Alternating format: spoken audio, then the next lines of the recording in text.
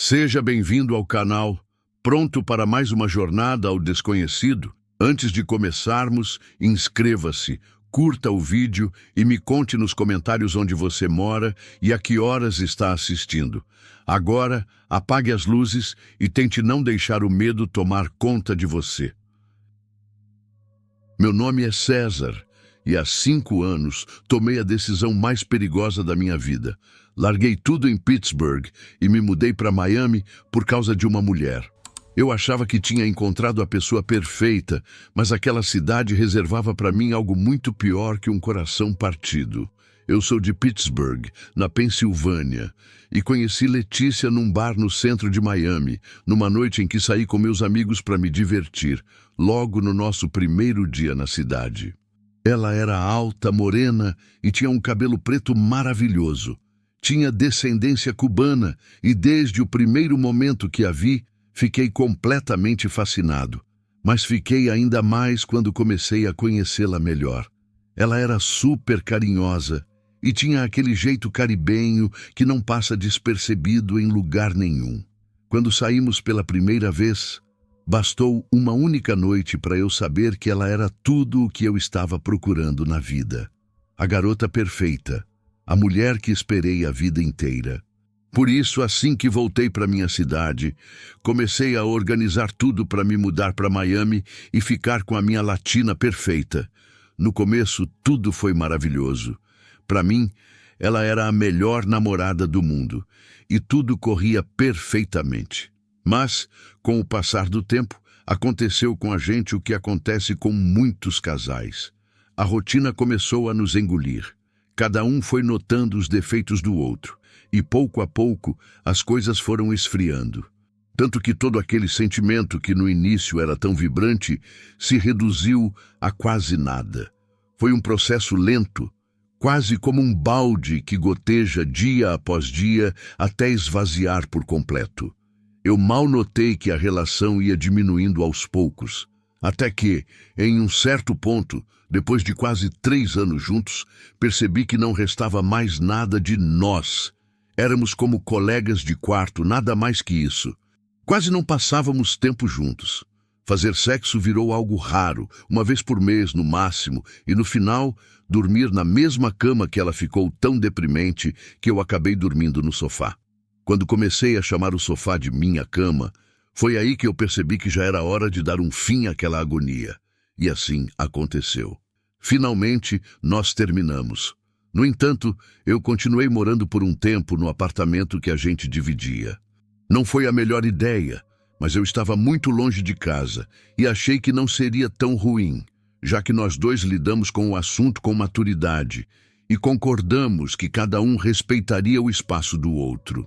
As semanas após o término foram estranhas e solitárias.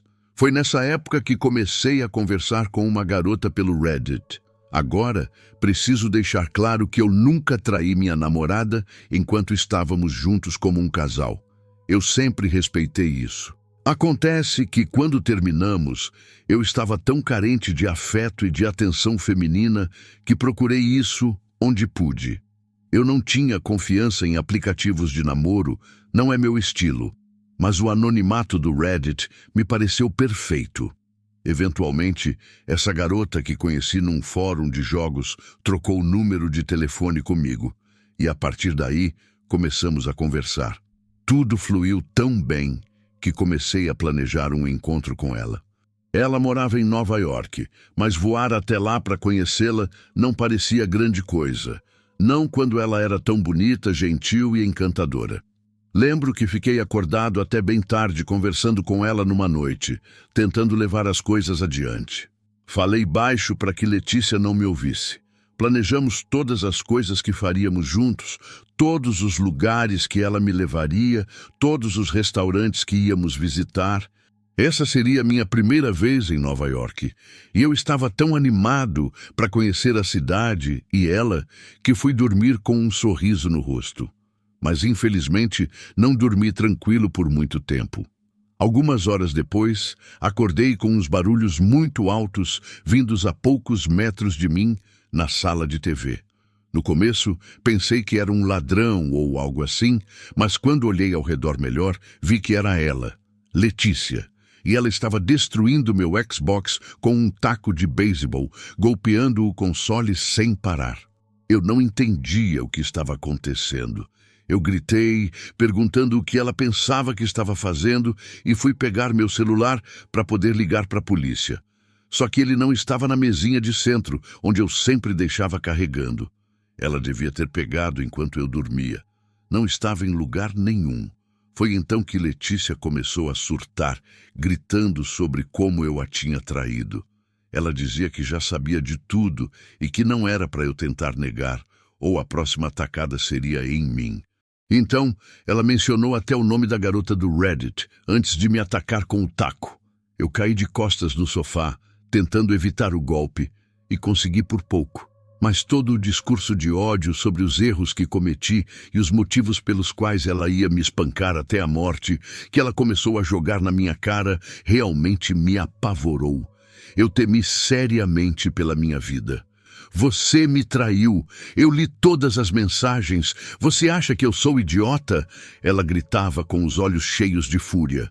Ela me perseguiu da sala até o corredor, dando pancadas com o taco com toda a força que podia, tentando me acertar a cada passo, até que finalmente consegui desviar dela e corri para o banheiro, me trancando lá dentro. Naquele momento, eu inocentemente achei que poderia convencê-la a se acalmar do outro lado da porta, explicar que a garota do Reddit era alguém com quem comecei a falar depois que terminamos. Mas, na verdade, não tive muita chance para isso, porque ela tentou arrombar a porta. Até hoje fico chocado com o que ela estava fazendo. Por mais que eu tentasse, não consegui fazer com que ela se acalmasse, pelo menos não o suficiente para me explicar. Então, quando eu pensei que ela não poderia enlouquecer mais, ela continuou batendo com o taco até fazer um buraco em um dos painéis de madeira da porta e começou a gritar comigo por ali. Graças a Deus, o buraco não era grande o suficiente para ela conseguir passar a mão e alcançar a maçaneta por dentro. Senão, eu estaria em sérios apuros. A situação pode parecer engraçada para alguns, mas acreditem, foi algo muito assustador para mim. E eu realmente cheguei a temer pela minha integridade. Ela estava furiosa demais e estava realmente disposta a me acertar com aquele taco. Eu pude ver isso nos olhos dela. Felizmente, em algum momento, talvez por ter se cansado de tanto dar golpes a torto e a direito, ela finalmente se acalmou um pouco. Ou, pelo menos, o suficiente para parar de tentar me matar. Mas ela queria que eu fosse embora do apartamento naquela mesma noite. Eu nem pensei duas vezes. Quando ela parou de gritar, aproveitei e joguei algumas roupas numa bolsa, pegando apenas o essencial, e saí de lá o mais rápido que pude. Eu conseguia imaginá-la pegando uma faca de cozinha ou algo assim e simplesmente me esfaqueando enquanto eu dormia. Então, ir embora naquela noite foi uma forma de salvar a minha vida. Quando contei isso aos meus amigos, vários deles me perguntaram por que eu não a contive, por que eu tinha tanto medo de uma garota. O que para mim é a pergunta mais estúpida do mundo, e a resposta é muito simples. Ela tinha um taco de beisebol nas mãos e estava usando com muita força. Se ela tivesse conseguido me acertar no lugar certo como queria, eu teria morrido. Não importa o que eu tivesse ou não pendurado entre as pernas. Então, tive muita sorte que naquela madrugada ela começou destruindo meu Xbox, porque tenho certeza de que se eu não tivesse acordado com aquele barulho, ela viria atrás de mim. É por isso que, assim que tive a chance, saí de lá voando e dirigi até o motel mais próximo. Naquela noite, tentei dormir e descansar um pouco para aliviar o estresse, mas foi em vão. Na manhã seguinte, liguei para minha mãe, que mora na Virgínia Ocidental. Contei tudo a ela e fiquei na casa dela por um tempo, até conseguir me reerguer. Cogitei voltar ao apartamento para pegar o que restava das minhas coisas, mas rapidamente mudei de ideia. Não valia a pena arriscar. Talvez ela tivesse destruído tudo, talvez não. Mas eu tinha algo mais valioso que qualquer objeto: minha vida. E eu aprendi que, às vezes, a gente precisa deixar coisas para trás, não porque não importam, mas porque nossa segurança importa muito mais. Naquele dia, saí de Miami com apenas uma bolsa de roupas, mas levei comigo a lição mais importante. Conhecer o verdadeiro lado de alguém pode salvar sua vida.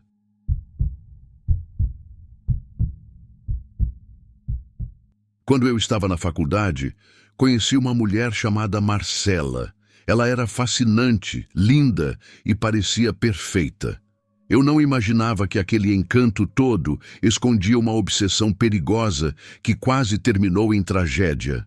Ela era linda, inteligente e muito simpática. Desde o primeiro dia em que a gente se viu, rolou uma química forte entre nós. Então, não demorou muito para a gente começar a sair. As coisas entre Marcela e eu avançaram rápido. Eu era jovem, ingênuo, e ela era a mulher mais encantadora que eu já tinha conhecido na vida. Eu estava naquela idade em que a gente se apaixona sem medo e não consegue ver os sinais de alerta, mesmo que eles estejam bem na nossa cara. E no caso de Marcela, esses sinais não demoraram para aparecer. À medida que fui conhecendo ela melhor, comecei a perceber que era uma pessoa extremamente possessiva, e conforme nosso relacionamento avançava, ela se tornava cada vez mais controladora. No começo, eu não dei muita importância. Na verdade, eu até achava fofo que ela sentisse ciúmes toda vez que uma garota se aproximava de mim e que quisesse ficar comigo o tempo todo.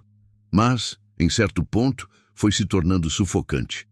Ela não gostava que eu passasse tempo com meus amigos, e se tivesse outra mulher por perto, ficava irritada e começava a me cobrar. Às vezes, também ficava agressiva, mas depois se acalmava. Um detalhe importante que eu não mencionei. Naquela época, eu tinha 22 anos e Marcela, 39. Havia uma diferença de idade bem grande entre nós. Para mim, isso não importava nem um pouco. Eu sentia que ela era tudo o que eu estava procurando. Além disso, era uma mulher muito atraente, então nunca parei para pensar muito nisso. Contudo, mais para frente, essa diferença de idade definitivamente começou a pesar.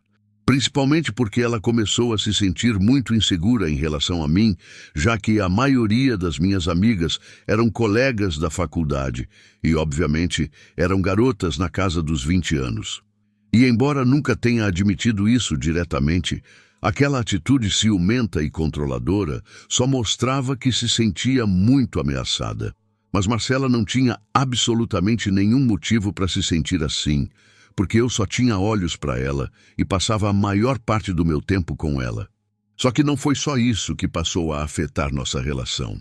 Talvez tenha sido o mais prejudicial, mas havia outras coisas.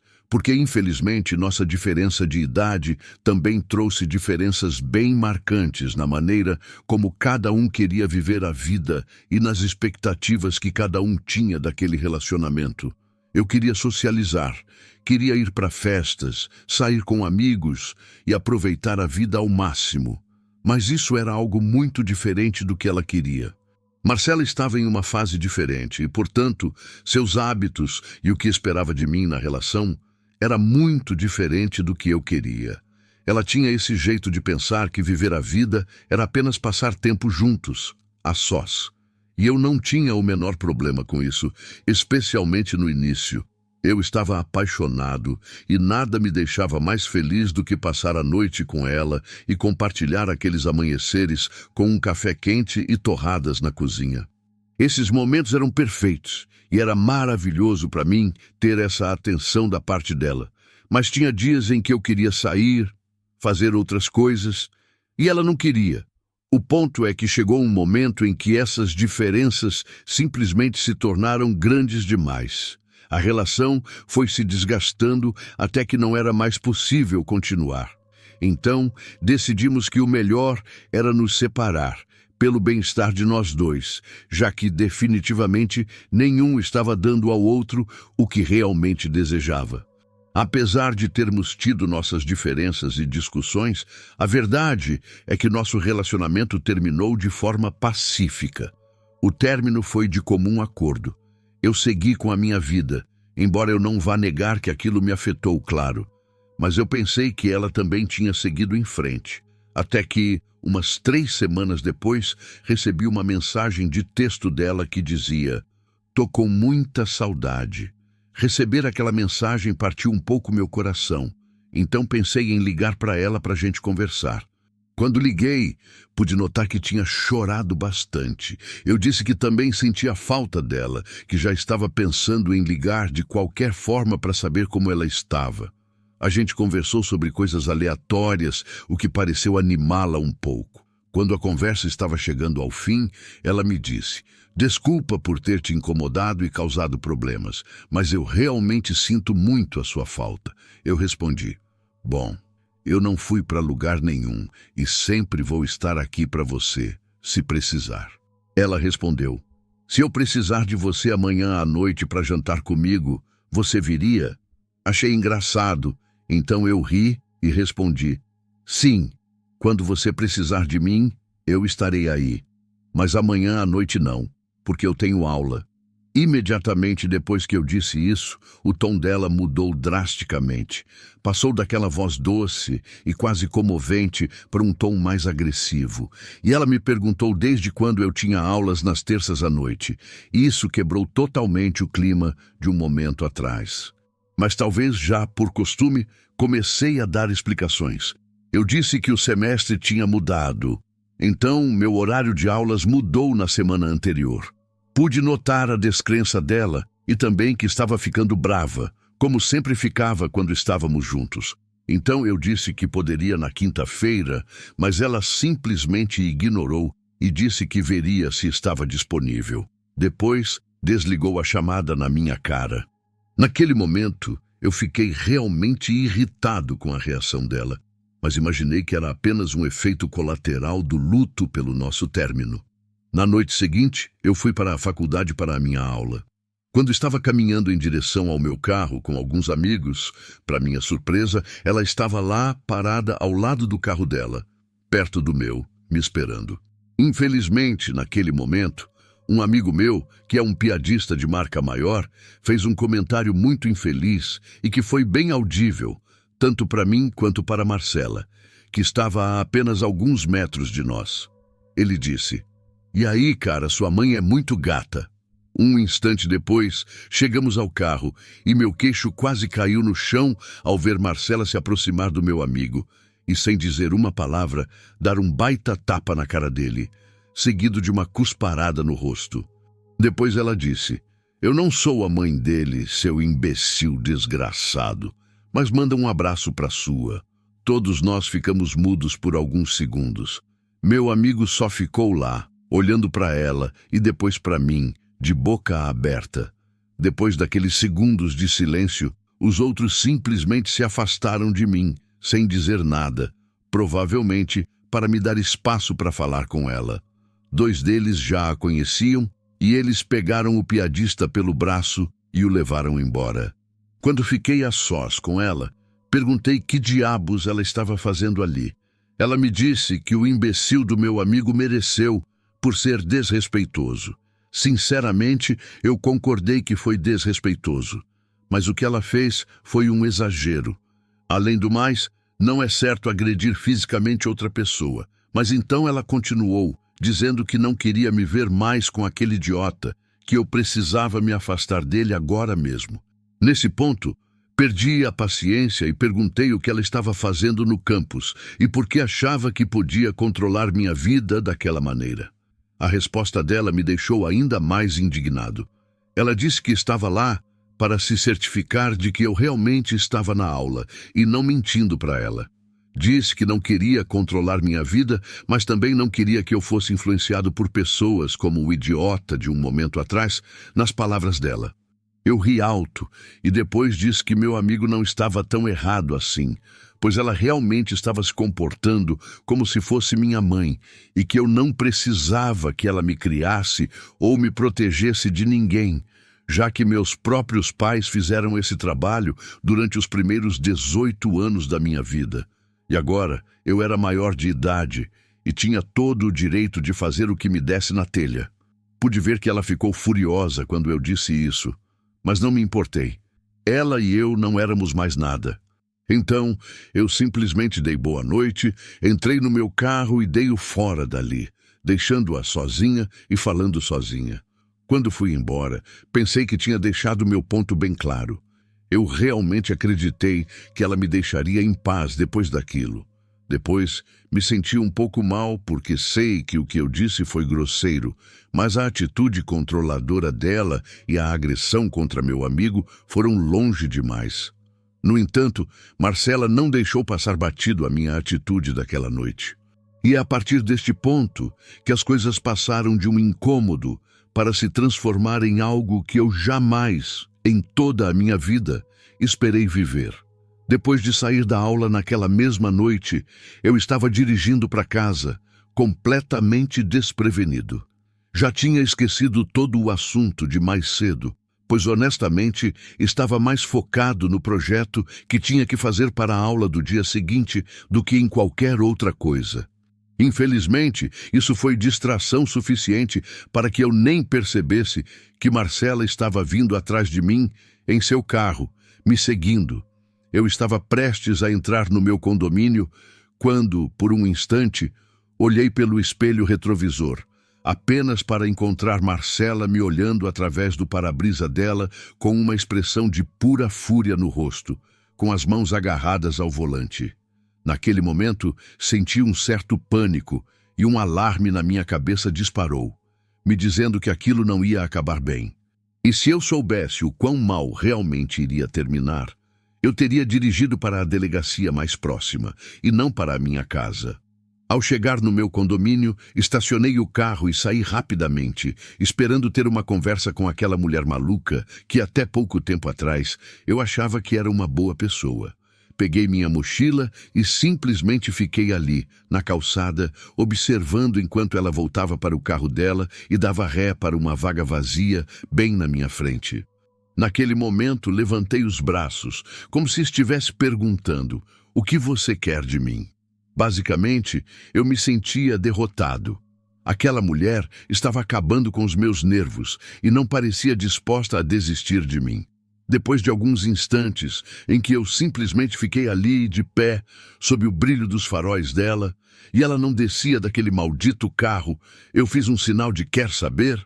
Esquece, tô indo para o meu apartamento. Eu me virei para entrar no prédio, mas no momento em que comecei a andar em direção à entrada, ouvi o som inconfundível de um motor acelerando e pneus cantando com muita força. No início, pensei que ela só ia acelerar o carro e sair queimando o pneu, mas fiquei completamente chocado quando vi que ela não estava virando o volante. Ela estava acelerando e vindo direto na minha direção. Naquele momento, senti muito medo. Não sabia do que ela era capaz naquele estado. Felizmente para mim, a distância entre mim e o carro dela foi suficiente para que eu pudesse, pelo menos, me jogar para fora do caminho e evitar ser atropelado pela minha ex-namorada maluca. Mas, infelizmente para ela, eu estava parado exatamente em frente à piscina do prédio, e quando ela pisou no acelerador, fez isso com tanta força que dificilmente conseguiria pisar no freio a tempo de evitar bater na pequena cerca que rodeava a piscina e que estava logo atrás de mim. Tenho certeza de que, no meio da fúria, a ideia de me atropelar com o carro dela nublou tanto seu julgamento que ela nem sequer tinha uma estratégia de fuga. Porque quando eu pulei para fora do caminho e ela continuou em frente a toda velocidade, ela bateu em cheio na cerca fraca, derrubando-a completamente, e seu carro foi parar direto na piscina.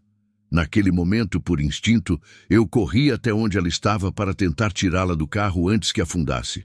Eu não consegui evitar. Mesmo depois do que ela tinha acabado de fazer, meu impulso foi tentar salvá-la antes que se afogasse de forma trágica. Mas assim que me aproximei, notei que não estava ferida. Conseguiu abrir a porta do carro e sair na piscina. Ela parecia realmente perdida e confusa, mas depois de nadar até a borda, saiu correndo pelo estacionamento e então eu a vi atravessar a calçada. Como eu suspeitava, percebi que ela não tinha plano algum. Era óbvio que estava cega pela raiva, e a única coisa em que pensava era em acabar comigo. Naquele momento, eu pude realmente perceber o quão mal aquela mulher estava mentalmente e me senti aliviado por tê-la tirado da minha vida. Porque pensando no que ela fez naquela noite, não me surpreenderia nada se, no meio de um de seus ataques de ciúmes, talvez ela tivesse me esfaqueado enquanto eu dormia. Imediatamente, peguei meu telefone e liguei para a polícia, explicando o que tinha acabado de acontecer e dizendo que precisavam enviar alguém imediatamente. Fui até gentil o suficiente para mencionar que deveriam enviar um médico, por precaução. Também dei a descrição de Marcela e disse que ela tinha fugido do local, mas eu não tinha certeza se ela estava ferida ou não. Poucos minutos depois, as autoridades chegaram e eu soube que tinham encontrado ela enquanto corria pela calçada, completamente encharcada. Eles a algemaram e a levaram. Depois, tive que acompanhar os policiais até a delegacia para prestar meu depoimento e fazer a denúncia formal. Eu estava realmente muito surpreso com o comportamento dela. Sempre soube que era ciumenta, controladora e que tinha um temperamento um tanto difícil. Mas nunca imaginei que seria capaz de chegar a tanto. Não paro de pensar no que diabos ela pretendia fazer depois de me atropelar, porque se tivesse conseguido, teria batido na cerca e caído na piscina do mesmo jeito. E se não tivesse tido a mesma sorte que teve, talvez acabasse se afogando no fundo daquela mesma piscina. E mesmo que não, deixaria um monte de provas que facilmente diriam à polícia quem cometeu o crime e acabaria passando o resto da vida na prisão. Depois do incidente, Marcela enfrentou um processo pesado. Os donos do condomínio cobraram pelos danos materiais. E eu, mesmo tendo hesitado bastante, fiz a denúncia por tentativa de homicídio. Não tinha como deixar passar. Sobre as dívidas e pagamentos, nunca soube exatamente o que aconteceu. Perdemos contato completamente depois disso. O que me contaram é que ela não foi presa. O juiz decidiu que ela precisava de tratamento psicológico, não de cadeia. Confesso que isso me deu certo alívio na época. Mas tem coisas que não passam, sabe? Até hoje, quando escuto pneus cantando ou vejo alguém discutindo de forma agressiva, meu corpo trava por um segundo. É como se aquela noite voltasse. Aprendi da forma mais dolorosa possível que alguém que diz te amar pode, em um momento de loucura, querer te destruir. Isso muda a gente para sempre. É uma marca que fica, não importa quanto tempo passe.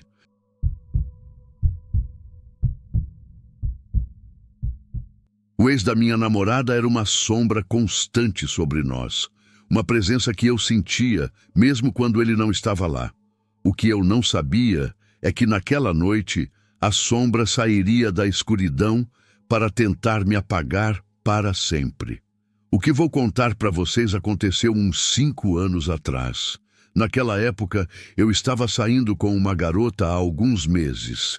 A gente já tinha saído antes, uns 2 anos antes disso.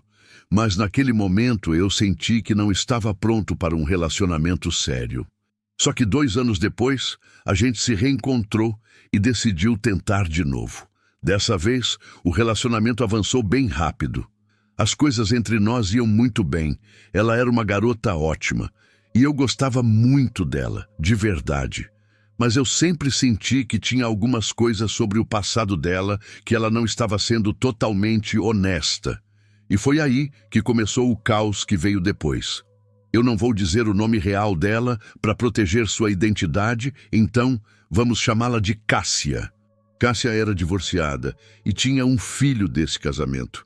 Como eu disse, dessa vez o relacionamento engrenou rápido e começou a ficar mais sério. Apesar de o nosso namoro ser bom, com o tempo eu comecei a notar que, quando ela falava sobre o ex e o término deles, ela falava de um jeito emotivo, sabe? Dava para perceber que ela ainda tinha sentimentos muito profundos por ele, mesmo com todo o mal que ele fez.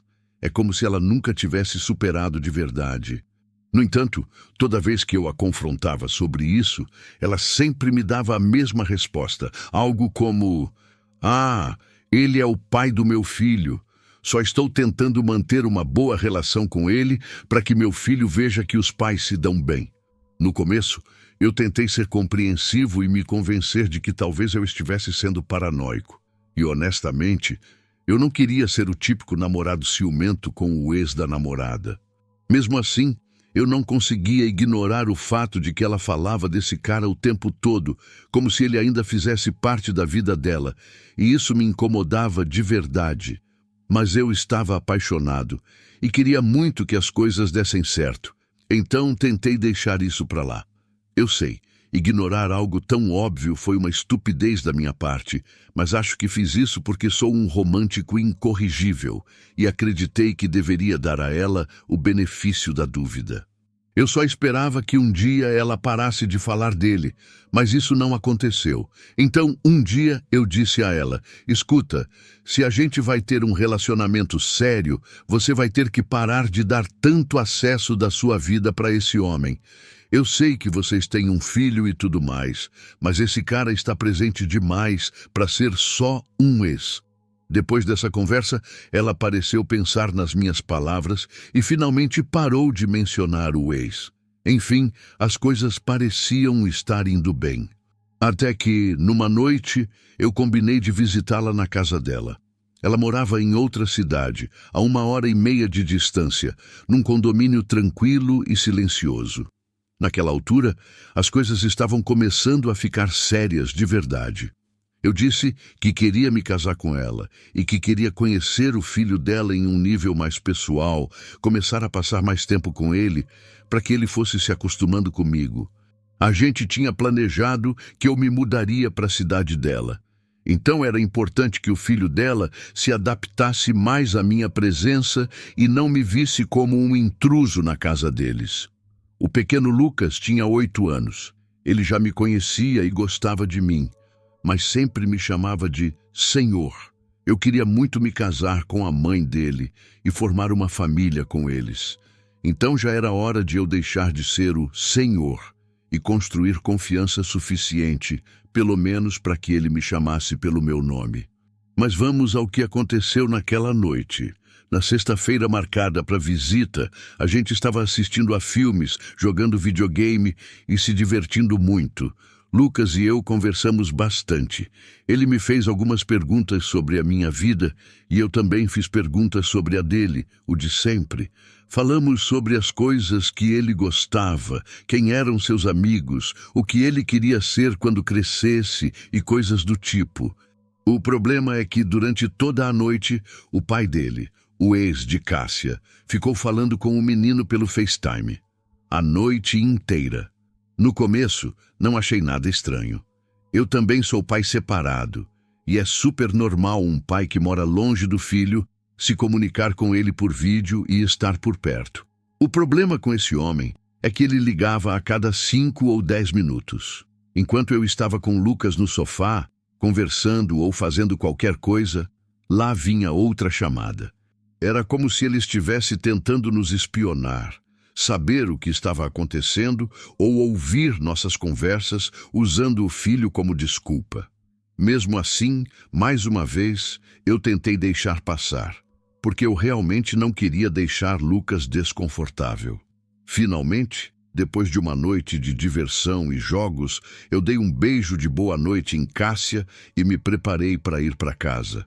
Entrei no meu carro e me ajeitei para pegar a estrada de volta para minha cidade, uma viagem de 1h30. Já passava das 11 da noite. Então, eu saí do condomínio e liguei meu GPS para pegar a avenida.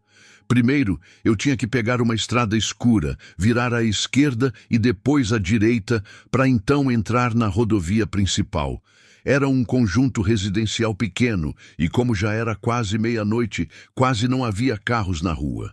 De repente, um carro parou do meu lado. Pelo canto do olho, notei que havia alguém tentando chamar minha atenção, balançando os braços. Não me virei de imediato, mas percebi que era um homem grande, com uma jaqueta marrom, que parecia estar com muita raiva e agitado, enquanto continuava tentando chamar minha atenção. Finalmente, eu me virei para ver do que se tratava. Já tinha passado por isso outras vezes. Pensei que fosse alguém tentando me avisar que eu estava com um pneu furado ou algo pendurado no carro. Então, Eu parei no acostamento e finalmente perguntei o que estava acontecendo. Eu disse: posso ajudar? Aconteceu alguma coisa?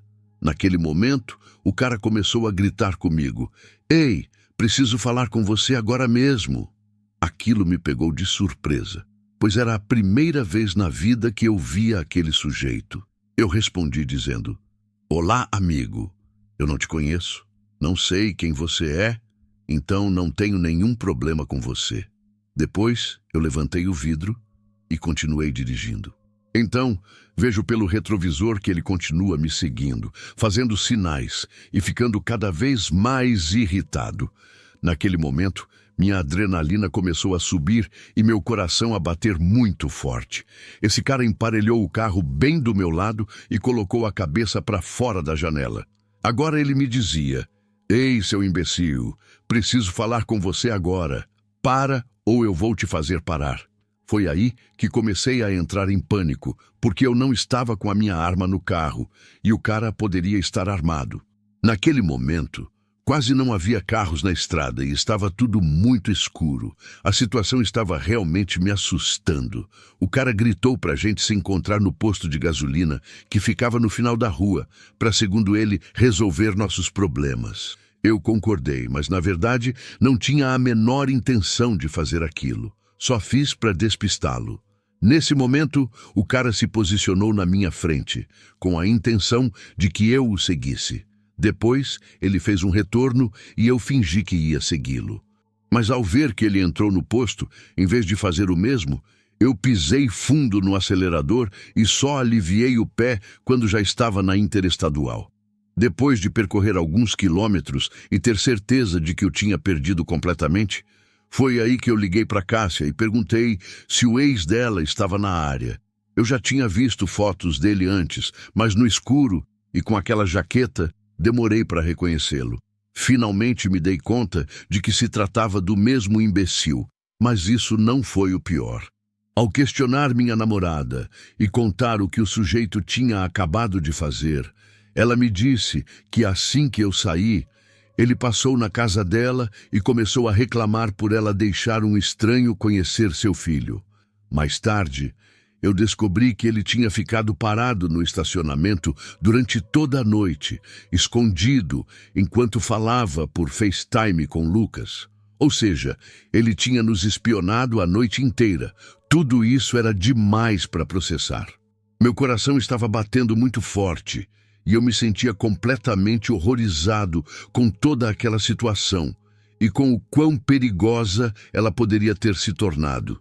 Mas a gota d'água foi que, quando confrontei Cássia sobre tudo isso no meu caminho de volta para casa, ela foi muito compreensiva com ele e até tentou justificar o comportamento do psicopata, como se ainda tivesse medo de contrariá-lo. Em um momento, ela disse: "Ah, ele pode ser assim às vezes, mas eu juro que ele não ia te fazer nada. Ele só estava tentando falar com você." Acho que não preciso nem dizer que fiquei furioso com ela, porque não só ela não levou a sério, como toda aquela situação poderia ter me custado a vida. Quem diabos sabe o que aquele psicopata teria feito comigo se eu não o tivesse despistado? Talvez eu nunca saiba e, honestamente, nem me importo. Eu tenho 2 filhos que poderiam ter perdido o pai naquela noite por causa dos ciúmes de um ex-namorado psicopata. 2 dias depois, eu terminei tudo. Não fui até lá, não quis mais nenhum confronto. Fiz tudo por telefone, com a voz firme e o coração já distante. Não havia mais nada a discutir. Ela tentou me convencer de que tudo ia melhorar, que conversaria com ele, que as coisas seriam diferentes. Mas eu já tinha visto o suficiente. Eu não ia apostar minha segurança, nem a dos meus filhos, em promessas vazias. Aquele homem era perigoso, e ela, no fundo, ainda estava presa a ele de alguma forma.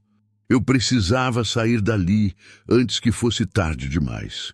E saí, sem olhar para trás, sem arrependimentos, porque às vezes o amor não é suficiente quando sua vida está em jogo.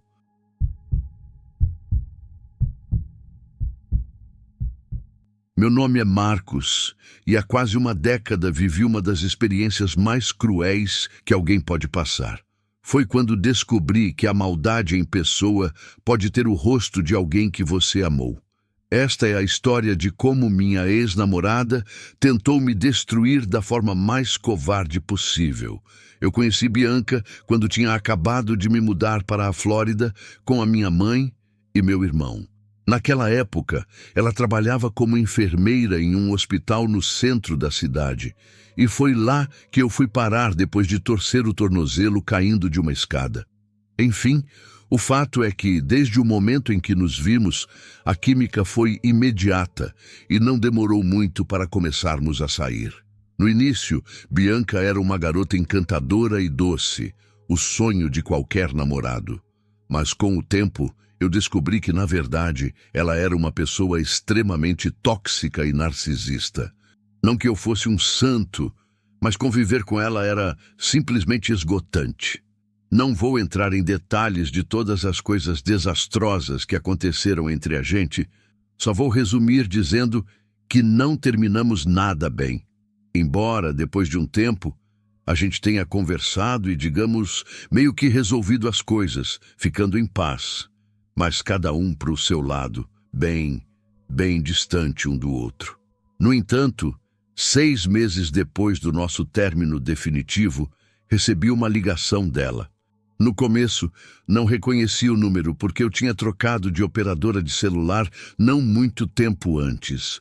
Além disso, eu nunca gostei de atender ligações de números desconhecidos, mas como eu estava na faculdade, costumava receber chamadas de professores, pessoal do financeiro e colegas, me convidando para grupos de estudo e coisas assim. Então decidi atender, mesmo meio nervoso, na esperança de que fosse algo bom. Mal apertei o botão para atender a ligação, reconheci a voz imediatamente. E no momento em que a reconheci, senti meu coração afundar.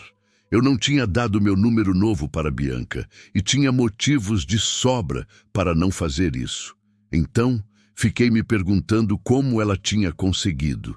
Sabendo que eu não podia simplesmente desligar na cara dela, já que seria muito óbvio, eu a cumprimentei com naturalidade, com um simples alô? Então, ela me disse que a gente precisava conversar. Eu respondi que tinha certeza de que a gente não tinha absolutamente nada para conversar. Já estávamos separados há mais de 6 meses e não nos falávamos desde então, o que era tempo suficiente para cada um estar fora da vida do outro. Imediatamente depois que eu disse isso, ela me respondeu com um "Como não? Claro que a gente tem que conversar. Tenho algo muito importante para te dizer." Ao ouvir essas palavras, a primeira coisa que veio à minha cabeça foi: ela está grávida. Esse foi meu pensamento inicial. E não vou mentir, senti meus joelhos fraquejarem. Me sentei em um banco ali perto, sentindo meu coração acelerar no peito e minhas mãos ficarem úmidas. Eu me preparei para as más notícias. Mas o que ela me disse em seguida me deixou completamente chocado. Temos uma paciente na sala de emergência por causa de um acidente de carro e, infelizmente, ela não sobreviveu. Sinto muito, mas era a sua mãe. Bianca ainda trabalhava como enfermeira na emergência e receber essa notícia me destruiu. Eu estava em choque. Senti meu coração na boca do estômago. Isso não podia ser real. Minha mãe não podia estar morta. Naquela manhã mesmo, tínhamos tomado café da manhã juntos na cozinha. Meu Deus, eu me sentia completamente destruído por dentro. Por algum motivo, tentei ligar para o celular dela, mas ela não atendeu. É claro que não atendeu. Então, eu desliguei para ligar para o meu irmão mais novo e dar a ele a notícia devastadora. Ele ficou mudo por um instante, mas logo começou a chorar e a gritar desesperadamente. Nós dois estávamos igualmente arrasados. Agora, estávamos sozinhos no mundo, só tínhamos um ao outro, já que nosso pai faleceu quando éramos crianças. Meu irmão me disse que nossa mãe tinha saído há cerca de 1 hora com o carro dela em direção ao Walmart. Ele se lamentou muito por não ter aproveitado seus últimos momentos com ela. E eu também. Pensei em como a morte pode ser imprevisível, e por um momento me senti muito grato a Bianca por ter se dado ao trabalho de me avisar com antecedência. Também me senti um pouco mal por não ter dado meu número a ela. Meu irmão e eu choramos como bebês, enquanto combinávamos de ir retirar o corpo da nossa mãe, sentindo muito medo do estado em que poderíamos encontrá-la. Eu nem consigo descrever como estava me sentindo naquele momento. Era totalmente devastador. Meu irmão e eu ficamos alguns minutos no telefone, apenas soluçando e dando apoio um ao outro, antes de termos que ir para o hospital onde estava o corpo da mamãe e encarar a terrível realidade. Mas, de repente, enquanto eu continuava chorando ao telefone, ouvi meu irmão dar um grito. Mãe, mãe, você tá bem? Meu Deus, você tá viva? Me levantei de um pulo do banco e quase caí com um impulso. Então, ouço a voz da minha mãe do outro lado da linha, perguntando ao meu irmão o que estava acontecendo e por que ele estava chorando.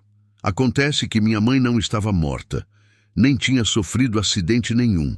Ela simplesmente entrou pela porta, super confusa com o que estava acontecendo, porque a bruxa desalmada da minha ex-namorada tinha mentido para mim. E ao confrontá-la sobre isso, a doente me disse que fez aquilo porque queria me machucar, nas palavras dela, assim como eu a machuquei quando a abandonei. Pelo amor de Deus. Isso me fez lembrar o motivo pelo qual decidi cortar todos os laços com essa psicopata e tentar mantê-la o mais longe possível da minha vida. E o pior é que ela teve a cara de pau de rir na minha cara, ou melhor, no meu ouvido, e lamentar por não poder estar lá para me gravar. Assim, segundo ela, toda vez que se lembrasse que eu parti seu coração, ela poderia assistir ao vídeo e se sentir melhor. Aquele dia me ensinou uma lição que nunca vou esquecer. As pessoas podem ser muito mais cruéis do que a gente imagina, especialmente quando se sentem feridas. Bianca não apenas mentiu, ela quis me ver sofrer da pior forma possível. E o mais assustador, ela fez tudo isso com frieza, planejando cada detalhe apenas para se vingar. Hoje eu sei que escapei, não só de um relacionamento tóxico, mas de alguém realmente perigoso.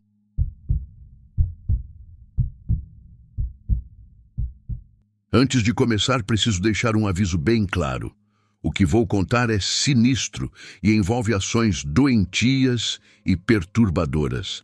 Esta história vai mostrar o nível de inferno que minha ex fez eu viver. Tudo começou numa tarde de verão, quando eu estava caminhando pelo parque para tentar relaxar um pouco. Eu estava em época de provas na faculdade e sentia que a pressão estava me deixando maluco. Naquele dia, bem no melhor estilo dos filmes românticos, eu acabei tropeçando nessa garota linda e ela quase caiu no chão. Esse foi o nosso primeiro encontro.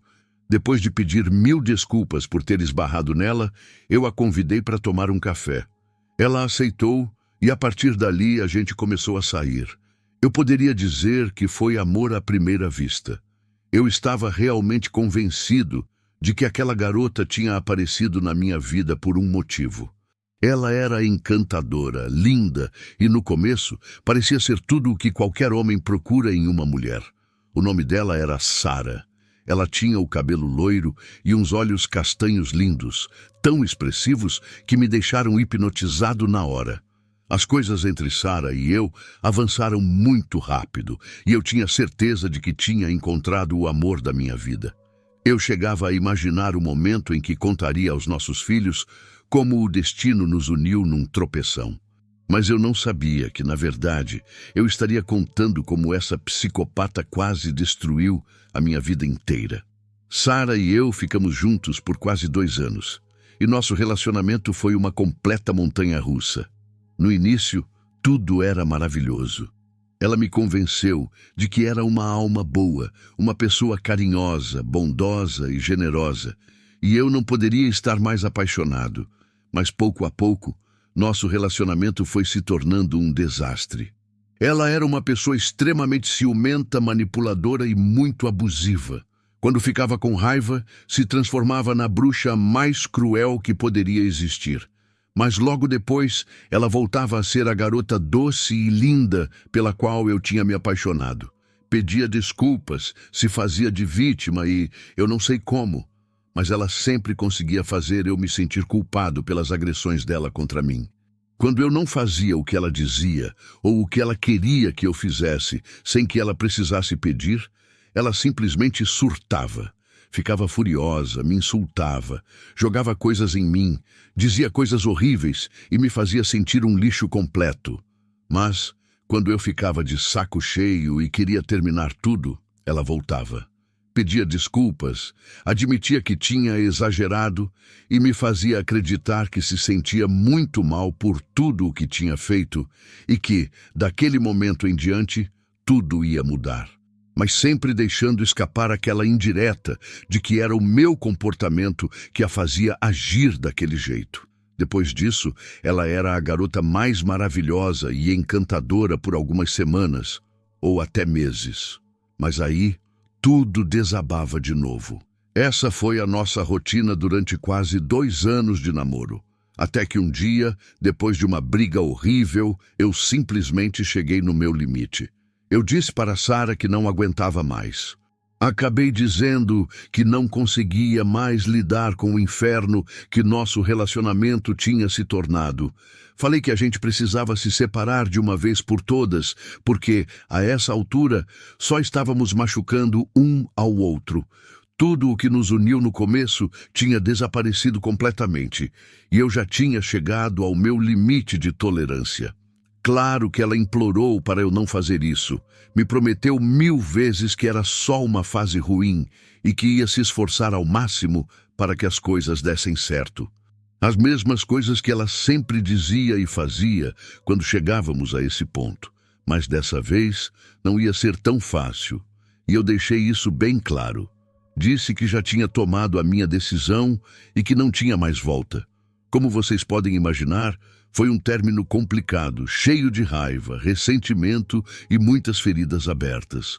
Mas eu tinha certeza de que era o melhor para nós dois, já que nosso relacionamento era completamente insustentável. Basicamente, os momentos de raiva e drama superavam, e muito, os momentos de felicidade. Continuar seria apenas prolongar uma agonia em vão, pois no fim, ninguém ali era feliz. Finalmente, ela pareceu entender, e cada um seguiu o seu caminho. A gente estava separado há uns 3 meses, e eu pensei que as coisas finalmente estavam começando a mudar. Eu estava, de verdade, começando a seguir em frente. Ela parou de me mandar mensagens e de deixar recados com nossos amigos em comum, e nós praticamente paramos de nos falar por completo. Então, tudo parecia indicar que aquele capítulo sombrio das nossas vidas tinha, finalmente, terminado. Embora eu já sentisse que tinha me recuperado o suficiente, eu ainda não me sentia pronto para sair com ninguém. Em vez disso, eu aproveitava meu tempo sozinho, saindo com amigos, me dedicando ao meu trabalho como assistente administrativo e sendo eu mesmo pela primeira vez em muito tempo. Sarah, por outro lado, aparentemente ainda não tinha chegado nesse ponto. Uma madrugada, eu acordei num pulo, com o que eu pensei ser o barulho de uma porta se fechando no meu apartamento.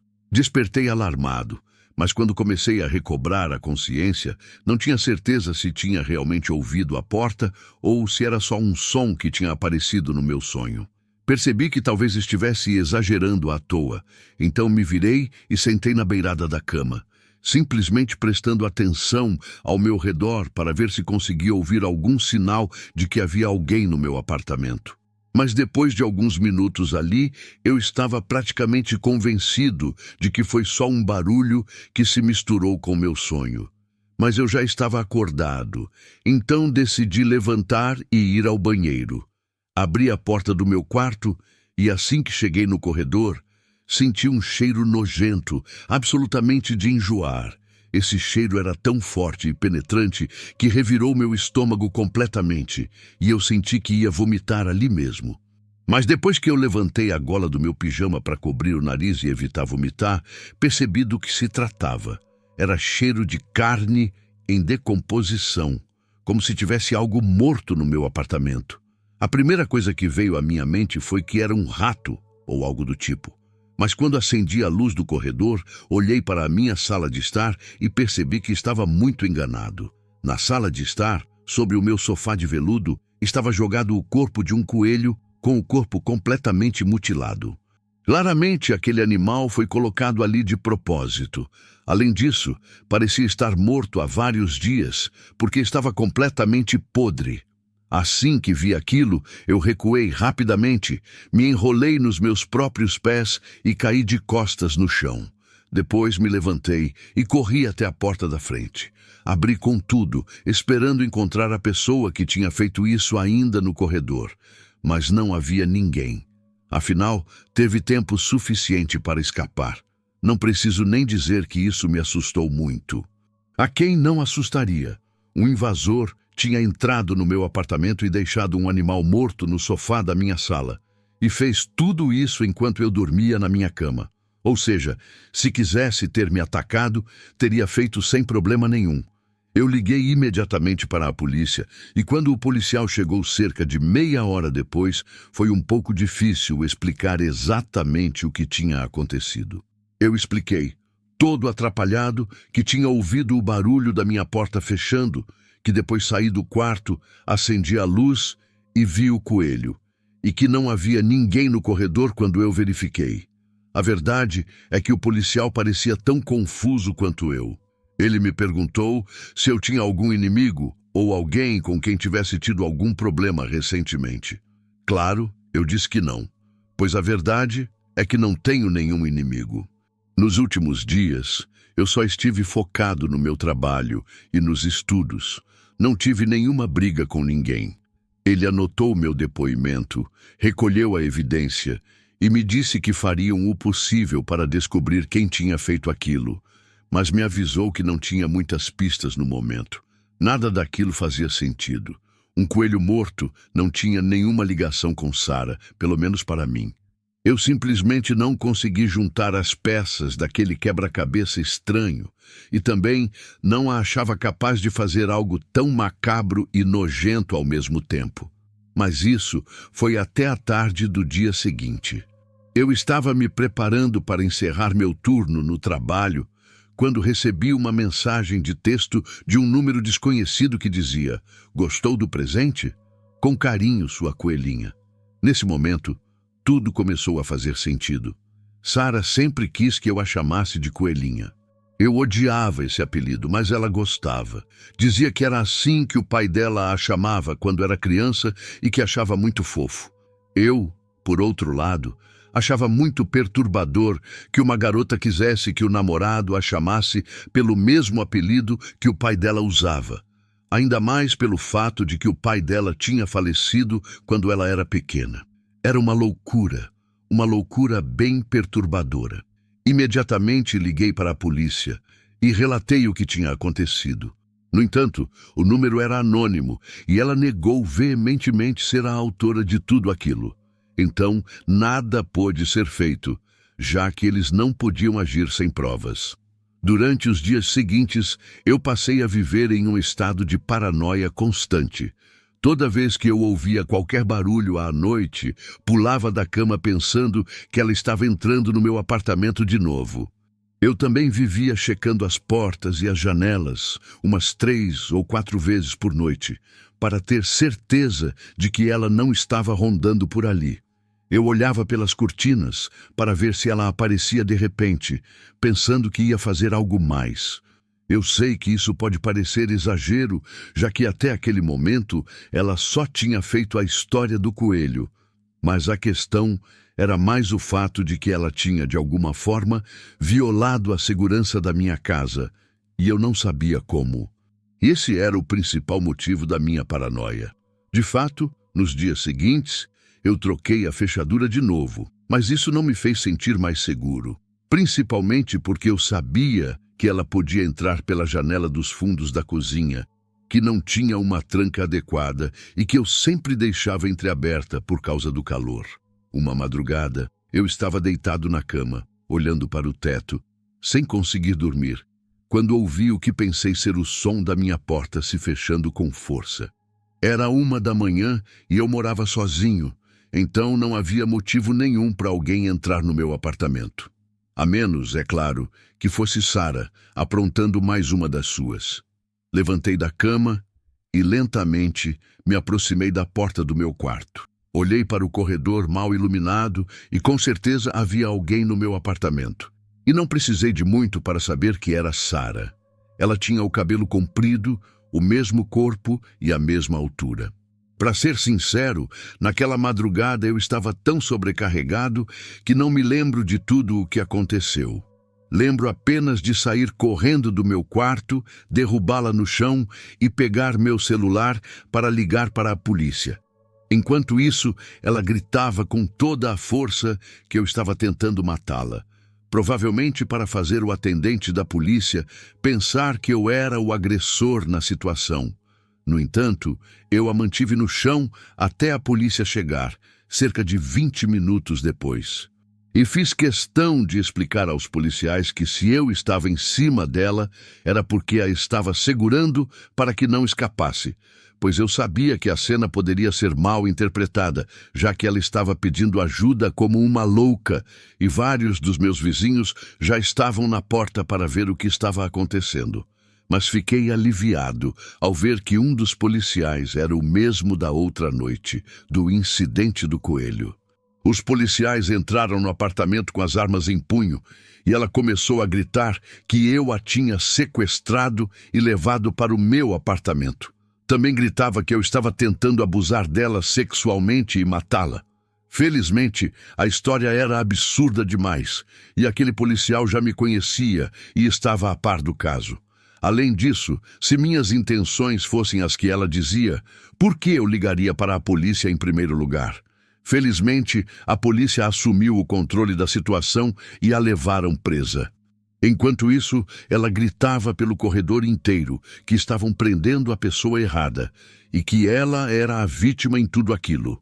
Mas, depois de muito gritar e de ser colocada no banco de trás da viatura, ela felizmente se acalmou um pouco. Mas continuou dizendo que eu era um assassino e que tinha antecedentes criminais. Depois passou a ameaçar os policiais, dizendo que sairia logo, que os encontraria e se vingaria. Aquilo era uma loucura completa. Em seguida, ela disse que no dia em que saísse, voltaria para terminar o serviço e que eu nunca me livraria dela. Mas, se isso já parece um hospício completo, vocês não vão acreditar no que essa mulher tinha na mochila dela. Mochila essa que, por sinal, eu nem tinha visto. Talvez porque eu estava tão ocupado na luta para mantê-la quieta até a polícia chegar que nunca percebi que ela carregava uma. Mas os policiais viram. E quando a tiraram dela, ela começou a gritar como a louca que era para que devolvessem. Mas em vez disso, os policiais a abriram e o que encontraram dentro me deixou gelado. Dentro da mochila, Sarah tinha uma faca de cozinha enorme enrolada em um pedaço de pano. Um frasco com alvejante, um par de luvas cirúrgicas, fita adesiva e sacos de lixo pretos. Depois de saber disso, primeiro eu fiquei paralisado por um instante. E então me dei conta do quão perto essa mulher chegou de cumprir seus planos. Depois disso, Sarah teve que enfrentar um julgamento por tentativa de homicídio. Não me lembro exatamente a quantos anos ela foi condenada, mas foi definitivamente o suficiente para arruinar uma boa parte da vida dela. Depois desse incidente aterrorizante, eu acabei me mudando para outro estado e, para ser sincero, fiz isso para evitar que ela me encontrasse quando saísse da prisão. Hoje, mais de 10 anos depois, eu moro no 3º andar de um prédio, com uma porta protegida por chave, ferrolho e corrente de segurança. Mas nem todas as travas do mundo conseguem fechar a porta do medo que ela deixou aberta dentro de mim. De vez em quando, nas horas mais silenciosas da noite, ainda escuto passos imaginários no corredor. E me pergunto se a liberdade que conquistei ao me livrar dela foi real, ou se o verdadeiro cárcere é esse que carrego comigo, vigiando sombras que talvez nunca voltem.